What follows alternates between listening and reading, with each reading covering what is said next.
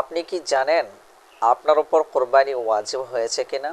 বা আপনার যদি জানা থাকে সমাজে কার উপর কোরবানি ওয়াজিব হয় এবং কার উপর কোরবানি ওয়াজিব হয় না, তাহলে বিষয়টা কেমন হয়? নিশ্চয়ই বিষয়টা অনেক ভালো হবে। তো আজকের ভিডিওতে আমি আপনাদেরকে জানাবো যে সমাজে কোন কোন ব্যক্তির উপর কোরবানি ওয়াজিব হয় এবং কোন কোন ব্যক্তির উপর কোরবানি ওয়াজিব হয় না। সমাজে অনেক মানুষ এমন আছে যারা কোরবানি দেয় অথচ সে নিজেই জানে না তার উপর কোরবানিটা ওয়াজিব ছিল নাকি এমনিতেই তিনি দিচ্ছেন। বা সমাজে অনেক মানুষ এমন থাকে যারা কোরবানি দেয় না অথচ তার জানাই নাই যে তার উপর কোরবানি ওয়াজিব হয়েছে। তো বিষয়টা অনেক গুরুত্বপূর্ণ যে কোরবানি আপনার উপর ওয়াজিব হয়েছে নাকি হয়নি।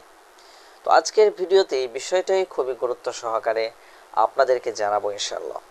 সম্মানিত দর্শক, কোরবানি কার উপর ওয়াজিব হয়? কোরবানি ওয়াজিব হওয়ার জন্য কিছু শর্ত আছে। শর্তগুলোর মধ্যে 1 নম্বর শর্ত হচ্ছে আপনাকে মুসলমান হতে হবে।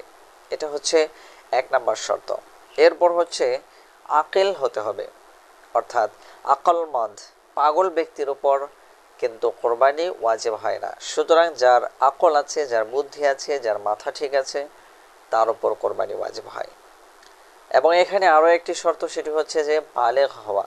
নাবালেগ ছোট বাচ্চার ওপর কোরবানি ওয়াজিব হয় না। সুতরাং যিনি কোরবানি দেবেন তাকে নিশ্চয়ই বালেগ অথবা বালেগা, প্রাপ্তবয়স্ক অথবা প্রাপ্তবয়স্কা হতে হবে। এরপর সর্বশেষ আরেকটি শর্ত হচ্ছে যে নেশাব পরিমাণ সম্পদের মালিক হওয়া। নেশাব কতটুকু, এটার মধ্যে আমাদের খটকা লেগে যায় যে নেশাব কতটুকু। মূলত মূল নেশাব হচ্ছে 7.5 ভরি স্বর্ণ অথবা 52.5 ভরি রূপা। এটা হচ্ছে মূল নেশাব। কারো নিকটে যদি এই পরিমাণ স্বর্ণ অথবা রূপা থাকে তাহলে তার উপর কোরবানি ওয়াজিব। এখন কথা হচ্ছে স্বর্ণ অথবা রূপা এই পরিমাণ নেই, তবে এই পরিমাণ অন্যান্য দ্রব্য সামগ্রী, অন্যান্য ধন সম্পদ তার কাছে আছে, তাহলে কিন্তু তার উপর কোরবানি ওয়াজিব হবে। এখানে আরেকটা কথা হচ্ছে যে নিত্য প্রয়োজনীয় জিনিস, আপনার নিত্য প্রয়োজনীয় যে জিনিসগুলো আছে সেই জিনিসগুলো ব্যতীত আপনার কাছে যা কিছু আছে সব কিছু হিসাব করলে যদি 52.5 ভরি রূপার সমপরিমাণ টাকা বা অর্থ সম্পদ আপনার নিকটে হয় তাহলে আপনার উপর কোরবানি ওয়াজিব হবে। নিত্য প্রয়োজনীয় জিনিস বলতে আমরা বোঝাতে চাই, যেমন ধরেন আপনার ব্যবহৃত যে হান্ডি পাতিলগুলো আছে এগুলো হচ্ছে আপনার নিত্য প্রয়োজনীয়।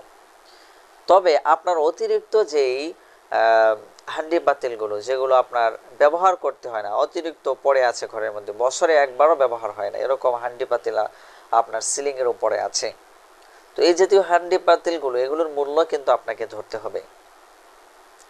এরপরে আপনার বাড়ি আছে একাধিক, একটা বাড়ির মধ্যে আপনি বসবাস করেন আর বাকি বাড়িগুলো আপনি বসবাস করেন না, সেগুলো ভাড়া দেওয়া হয় বা সেগুলো পরিত্যক্ত, তাহলে সেই বাড়িগুলো আপনাকে হিসাবের মধ্যে আনতে হবে।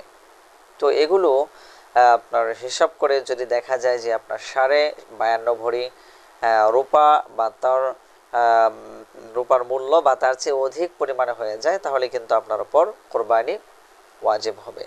সম্মানিত দর্শক, আজকে সমাজে অনেক মানুষ এমন আছে যাদের উপর কোরবানি ওয়াজিব হয়েছে কিন্তু তারা কোরবানি করে না, এদের ব্যাপারে আল্লাহ রাসূল সাল্লাল্লাহু আলাইহি ওয়াসাল্লাম হাদিসের মধ্যে বলেছেন, মান কানা লাহু সাআতুন ওয়া লাম ইউদাহি ফালা ইয়াকরুবান্না মুসাল্লানা। রাসূল করিম সাল্লাল্লাহু আলাইহি ওয়াসাল্লাম বলেছেন, যে ব্যক্তির কোরবানি করার মতো সামর্থ্য আছে অথচ সে কোরবানি করলো না, আল্লাহ রাসূল বলেন ফালা ইয়াকরুবান্না মুসাল্লানা, সে যেন আমাদের ঈদগাহের ধারে কাছেও না আসে। নাউযুবিল্লাহ, কত বড় ধমকি রাসূলুল্লাহর যে যাদের কোরবানির সামর্থ্য আছে কিন্তু কোরবানি করলো না তারা যেন ঈদগাহের ধারে কাছেও না আসে। আমরা যে কোরবানি দেই, কোরবানির ফজিলত কি, কোরবানি এটা কি জিনিস, এ ব্যাপারে হাদিসের মধ্যে আসছে মা হাদিহিল আদাহি ইয়া রাসূলুল্লাহ। সাহাবায়ে কেরাম জিজ্ঞেস করছে, ইয়া রাসূলুল্লাহ, এই যে কোরবানি এটা কি জিনিস? তখন রাসূল করিম সাল্লাল্লাহু আলাইহি ওয়াসাল্লাম জবাব দিয়েছেন, সুন্নাতু আবিকুম ইব্রাহিম আলাইহিস সালাতু ওয়াসসালাম, এটা হচ্ছে তোমাদের আদি পিতা, তোমাদের জাতির পিতা হযরত ইব্রাহিম আলাইহিস সালাতু ওয়াসসালামের সুন্নাহ। সুবহানাল্লাহ।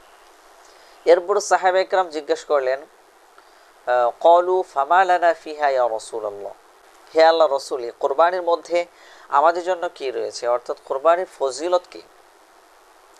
তখন রাসূল করিম সাল্লাল্লাহু আলাইহি ওয়াসাল্লাম বললেন, বিকুল্লি শারাতিন হাসানাতুন, অর্থাৎ তোমরা যে জন্তু কুরবানি দাও সেই জন্তুর গায়ের মধ্যে যে পরিমাণ চুল আছে প্রত্যেকটা চুলের বিনিময়ে তোমাদেরকে সওয়াব দান করা হবে। সুবহানাল্লাহ।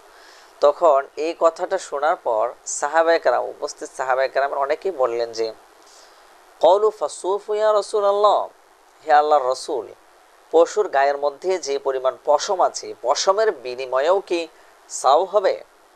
তখন রাসূল করিম সাল্লাল্লাহু আলাইহি ওয়াসাল্লাম বললেন, বিকুল্লি শারাতিন মিনাস সুফি হাসানাতুন, অর্থাৎ পশুর গায়ের মধ্যে, হ্যাঁ, পশুর গায়ের মধ্যে যে পরিমাণ পশম আছে বা লোম আছে প্রত্যেকটা লোম বা পশমের বিনিময়ে আল্লাহ তাআলা তোমাদেরকে সওয়াব দান করবেন। সুবহানাল্লাহ। এত সওয়াবের কথা শোনার পরেও অনেক মানুষ এমন আছে যাদের উপর কোরবানি ওয়াজিব হয়েছে কিন্তু তারা কোরবানি দিচ্ছে না। আবার অনেক মানুষ এমন আছে যাদের উপর কোরবানি ওয়াজিব হয়নি কিন্তু তারা কোরবানি দিচ্ছেন, দরিদ্র ব্যক্তি, এরাও কোরবানি দিচ্ছেন।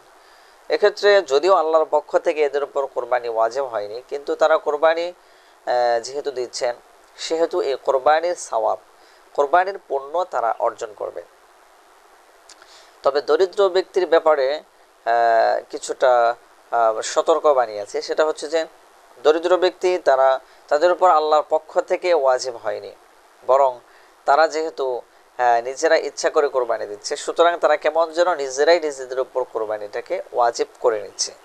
সুতরাং দরিদ্র ব্যক্তি যখন কোরবানির জন্য একটা জন্তুকে ক্রয় করবে বা নিয়ত করবে তো সাথে সাথে ওই জন্তুটাই তার উপর কোরবানি করাটা ওয়াজিব হয়ে যায়, মানে কোরবানির দিনে কোরবানি করাটা তার জন্য ওয়াজিব হয়ে যায়। সে ব্যক্তি এই পশুটা পরিবর্তন করার কোনো সুযোগ পাবে না। পক্ষান্তরে ধনী ব্যক্তি সে কিন্তু চাইলে পশুটা পরিবর্তন করতে পারবে, কারণ আল্লাহর পক্ষ থেকে তার উপর একটাই কোরবানি করা ওয়াজিব হয়েছে। তো সম্মানিত দর্শক, আরও কিছু ফ্রি কথা বলে ফেললাম। মূলত আমাদের আজকের আলোচ্য বিষয় ছিল যে কার উপর কোরবানি ওয়াজিব। তো আমরা জানতে পারলাম, বুঝতে পারলাম যে মূলত কার উপর কোরবানি ওয়াজিব।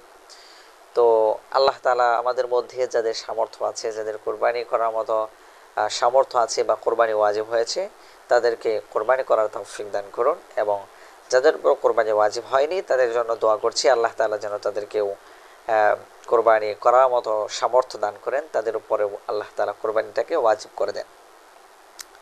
তো আজ এ পর্যন্তই। সকলে ভালো থাকবেন, সুস্থ থাকবেন। ওয়া মা আলাইনা ইল্লাল বালাগ। আসসালামু আলাইকুম ওয়া রাহমাতুল্লাহি ওয়া বারাকাতুহু।